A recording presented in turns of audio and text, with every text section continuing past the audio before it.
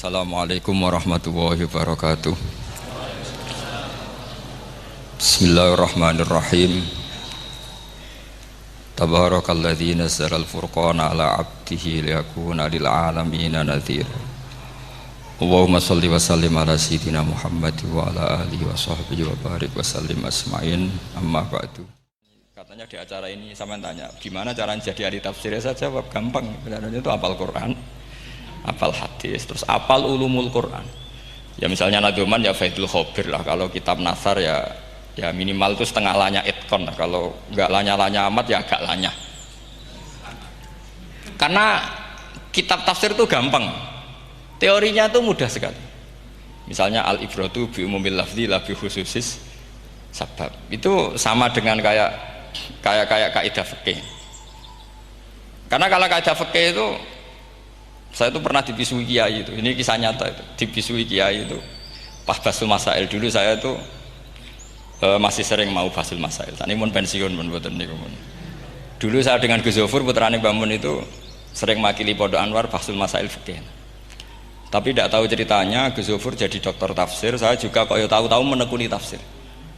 Lama-lama orang itu lupa status saya yang fakih ya. Makanya saya itu ya kadang eman gitu, karena ini status penting juga. Tapi status fikih itu kadang memang menyesatkan.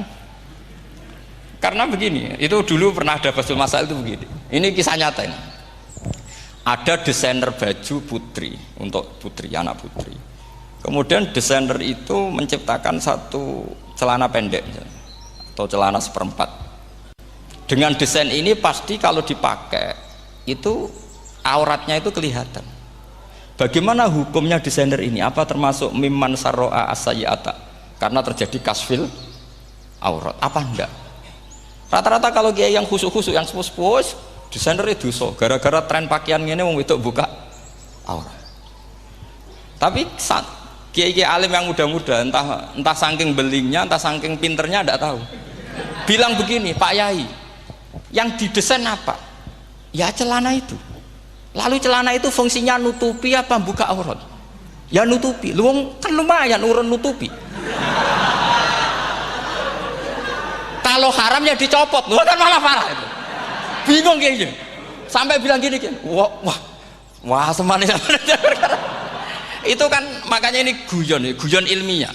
Repotnya ngadepi orang alim muda itu kan mbok gedhingi ku ilmiah, mbok senengi fase.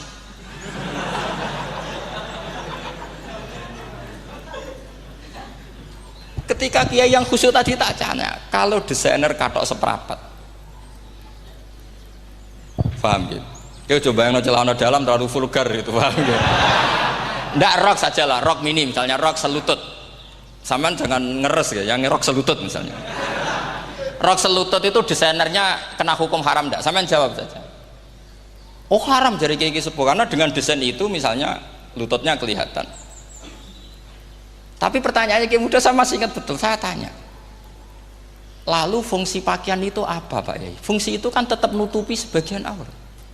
Kalau Anda haramkan, barang haram itu harus dihilangkan. Nah, itu. Sampai kiai itu setelah acara itu manggil saya. Gus, kalau ngakoni jenengan alim tapi podo repote. Podo repote nak dalam itu kan terus itu ada perumusan di redaksi keputusan yang dijual itu, yang masail fikihnya kan terus diputuskan, dibukukan. Kalau redaksinya halal Gus, nanti orang pakai rok semua. Dan saya balik bantah, kalau redaksinya haram orang nggak pakai rok malah. Akhirnya itu apa? Kebijakannya lucu.